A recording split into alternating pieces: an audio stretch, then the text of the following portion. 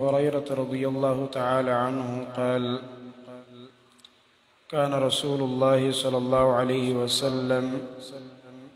يمسح مناكبنا في الصلاة ويقول: استووا ولا تختلفوا فتختلف قلوبكم ليلني منكم أولو الأحلام والنهى ثم الذين يلونهم. رسول الله صلی الله علیه وسلم یو عادت مبارکه چې دا به کله اقامت وشو د مانځه د اقامت نه بعد به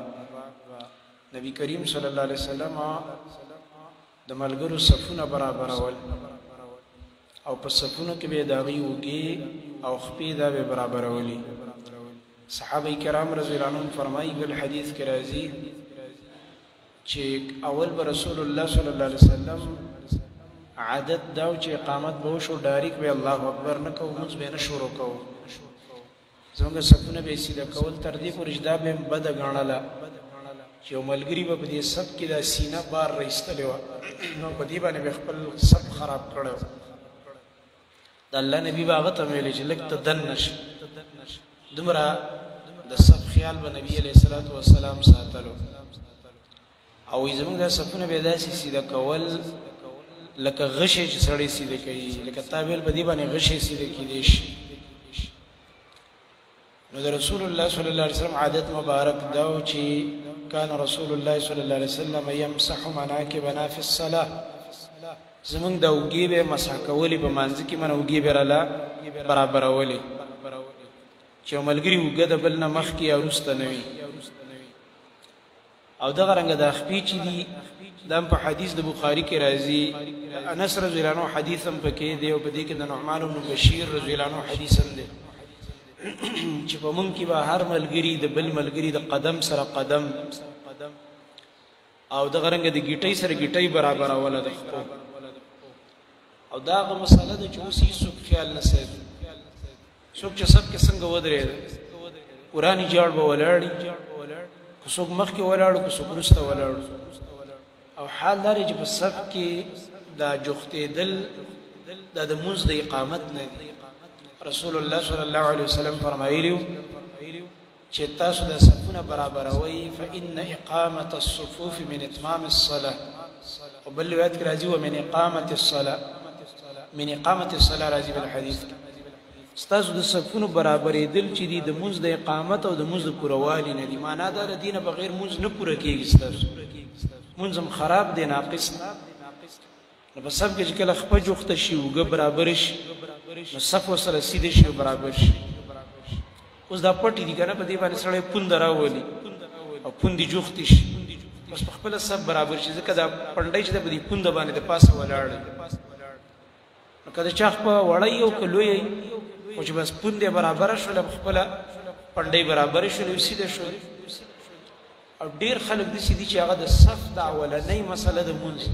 چې صف جوړول دي دا نه پېژني.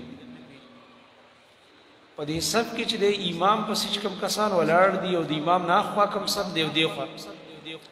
دا کوم کسان چې د امام نه پله ولاړ دي هغه به امام طرف ته ځان را جوخته، امام طرف ته چې کوم کس ولاړ دی د سره به خپه جوخته او د سره دې اوږه جوخته. په ده دا لازم نه ده چې د خواتني کس پسې زور کوي، هغه خواتنی کس به په ده پسې زور کوي. او چې کوم دې طرف ته ولاړ دي دا به د امام طرف ته زور کوي، ځکه صف مرکز څوک دی؟ امام دی. مدار الصف هغه امام دی.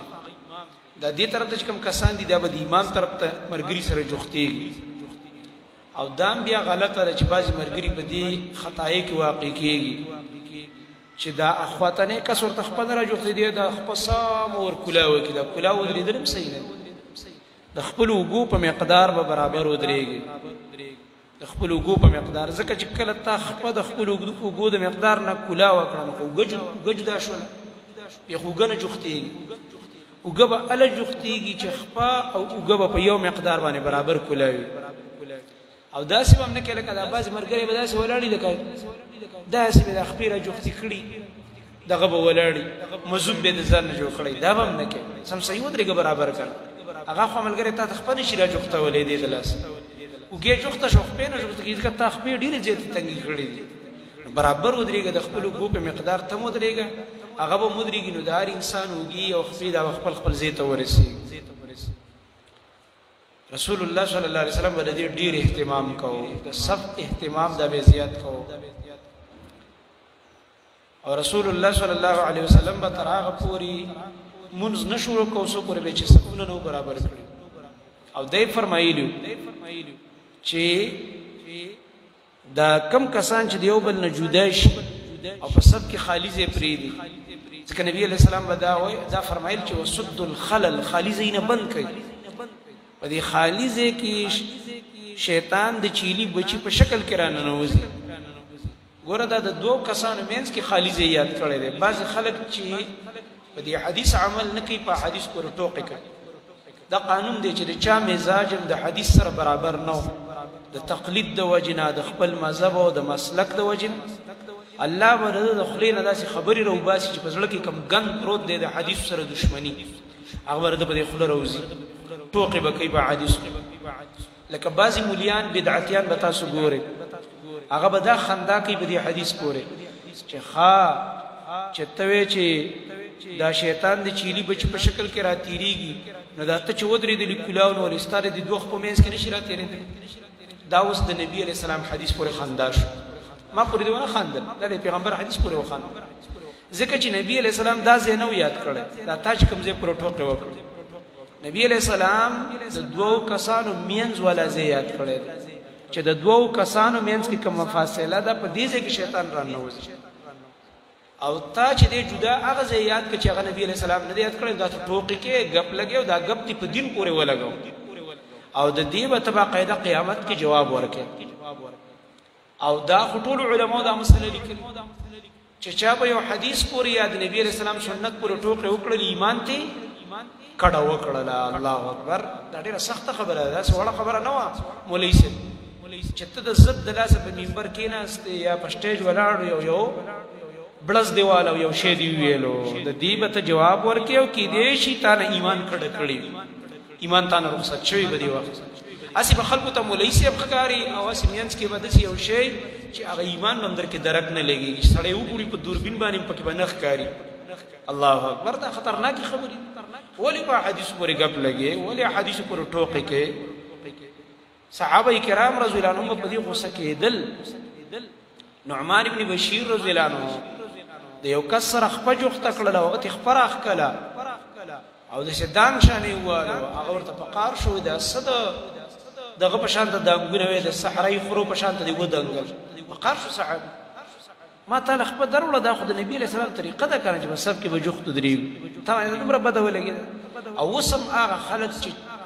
د صف د مسلې خیال نه ساتي، مولیان ورته دا مسله نه ده کړې، نو هغوی سره هم ته خپه جوخته که، به باقاعده په نفرت سره، په مینه باندې په نفرت سره به تا نه خپه راکوي. ته به وایې چېرته ما وله اور یا سکروټه وروړله دې خپې ته، داسې په نفرت به یې راکاږي دا خپه، داسې نه ده په کار. دا خو د مونځ د اقامت او د مونځ د اتمام نه ده. رسول الله صلی الله علیه وسلم به د دې اهتمام کول چې صفونو کې تاسو جوخت درېږئ. او بل حدیث کې راځي، نبی صلی الله علیه وسلم فرمایلي چې من وصل صفا وصله الله، څوک چې صف کې جوخت درېږي او صف کې جوختو، الله یې ځان سره را جوختوي. یا جمله خبریه ده او یا جمله دعایه ده. چې جمله دعایه شي معنا ده الله دې د ځان سره جوخ کړي، نبی اسلام ته دعا کوي. او ومن قطع صفا قطعه الله، او چا چې صف کې جداوالی راوستو، صف یې پرې کړلو او یو هغه ځای کې بل دې ځای کې ورانې جاړ ولاړ دي، نه د اوبو نه د خپو د جنګېدو خیال ساتي، الله وایي د ځان نه جدا کوي. الله یې د ځان نه جدا کوي،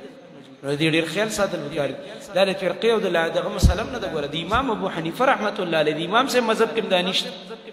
چېرته تاسو نشئ کتلی چې امام صاحب دا ویلي چېرې تاسو خپې یو بل سره مه جوختوئ او اوږې مه جوختوئ او رانې جاړ ودرېږئ. دا خو هسې زموږ د خلکو د موجوده مولیانو یو ضد رانیولی دی، او موجوده خلکو یو ضد رانیولی. امام صاحب هم دا نه دي ویلي چې جدا جدا ودرېږئ او صفونه وران کړئ. هغه هسې یو ضد دی د خلکو رانیولی. سبحان الله، هسې د دې اهلحدیثو د ضد نه چې چونکې اهلحدیث د دې ډېر خیال ساتي، بس مونږ به یې نه ساتو. هلکه مونږ خو دا مسله څه د ځان نه ده جوړه کړې چې کور کې هم جوړه کړې، دا حدیث کې مونږ کور کې جوړ کړه.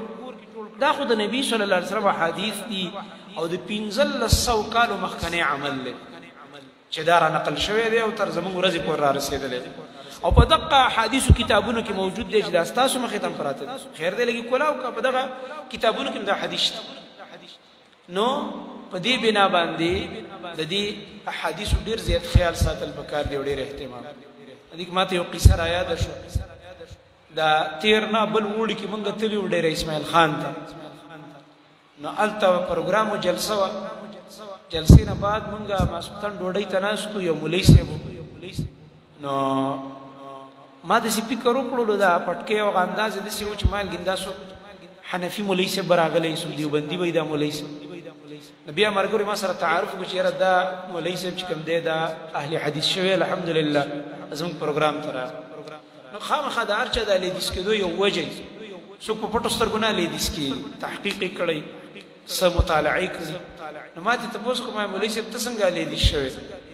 هغه ویل دلته زما مدرسه دا ډېره غټه وایي ملګرو ته معلومه وایي زه لاړم ما ته یې خپله قیصه کوله وایي زه دوبۍ ته لاړم هلته ویلې لمونځ هم کوو نو یو کس وایي ما ته خپره جوخته کړه یو عرب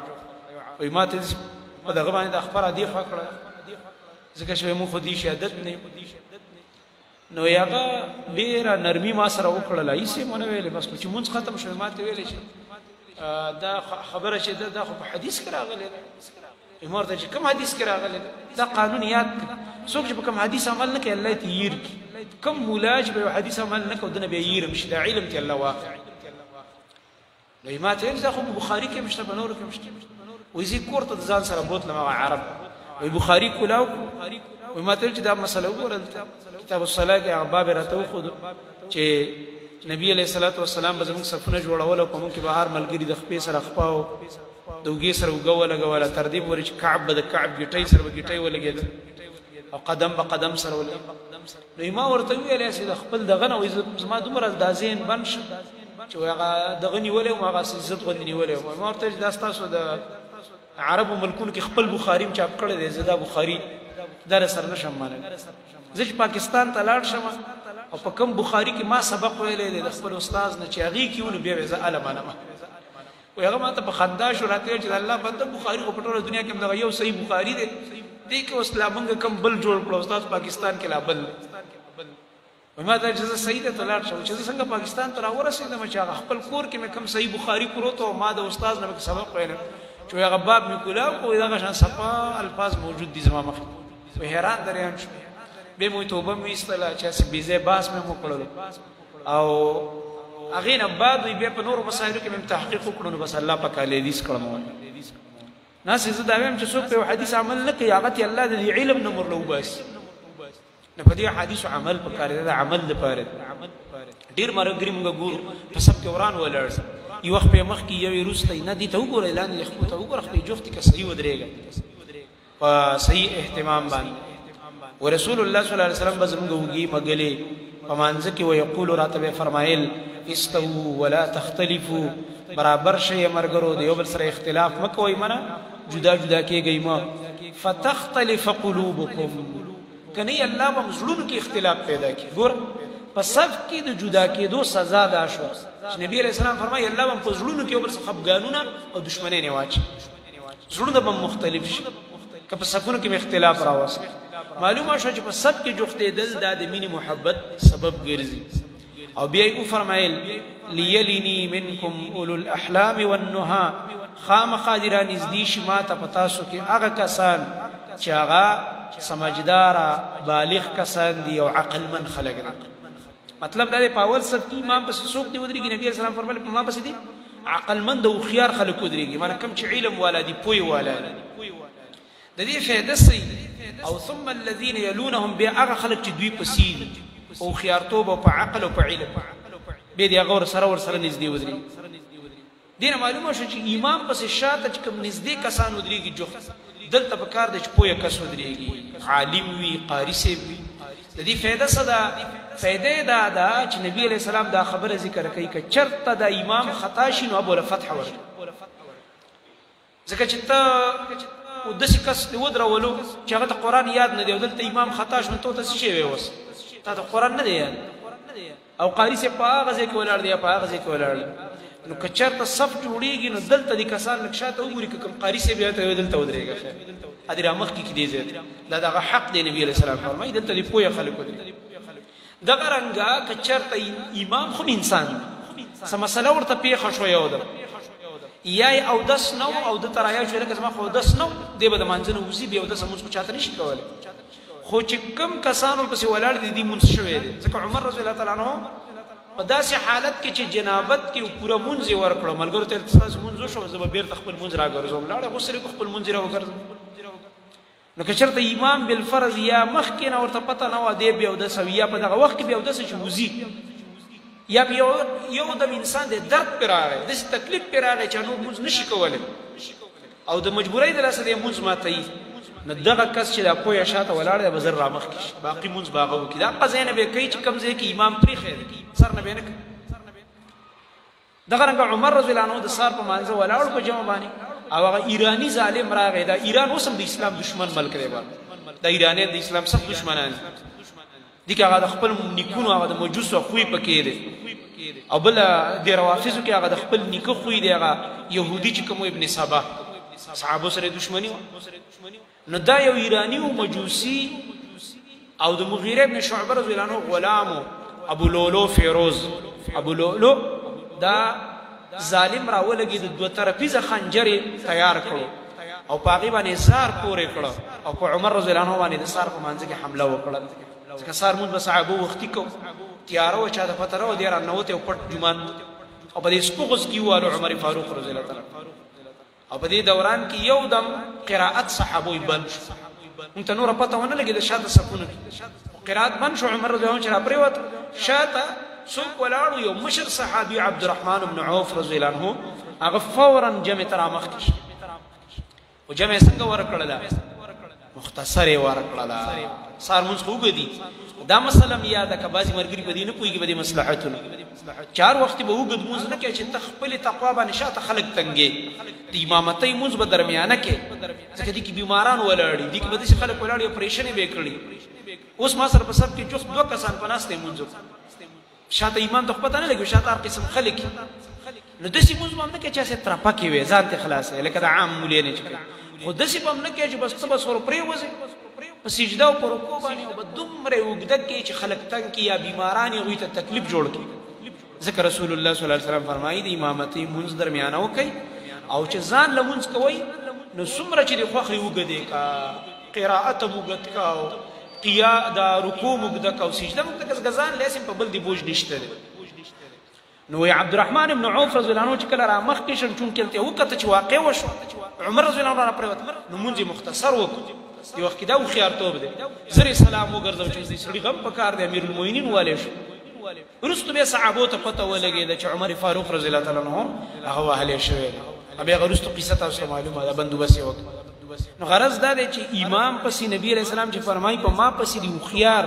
او عقلمند او علم والا ودرېږي د دې فایده دا ده که امام ته په مونځ کې څه مسله را پیښه شي نو دا کسان یا فتح ورکوي او یا را مخکې کېږي هغه باقي جمع به وکړي دا فایده یې ده دا یو حدیث به بل ووایو د جابر رضی الله عنه حدیث دی جابر رضی الله عنه فرمایي نبی کریم صلی الله علیه وسلم چې د احد په ورځ چې کله اویا یا د اویاو نه زیات صحابه شهیدان شوي په میدان د احد کې و په هغه وخت کې د نبي علیه السلام طریقه به دا وکانه یجمع بین الرجلین من قتلا احد یعنی فی القبر نبی علیه السلام به په قبر کې دوه ملګري ښخول ولې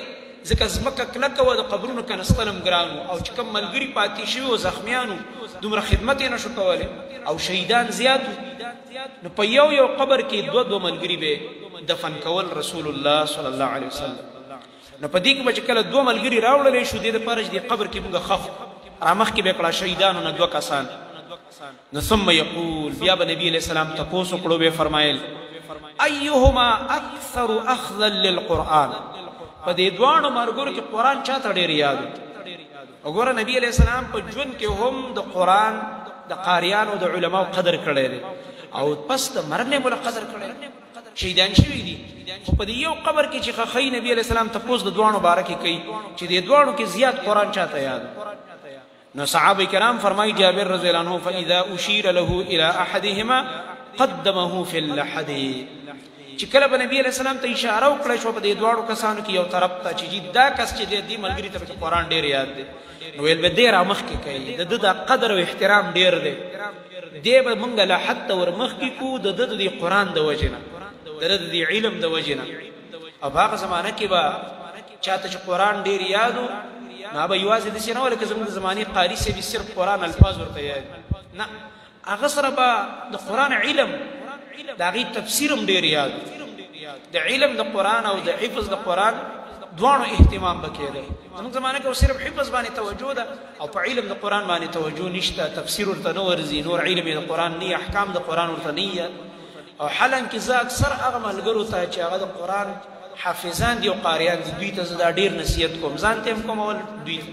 چې تاسو ته الله غټ نعمت درکړی چې قرآن هم په یادو یاد دی تاسو قرآن درسونو ته ډېر زیات کښېنئ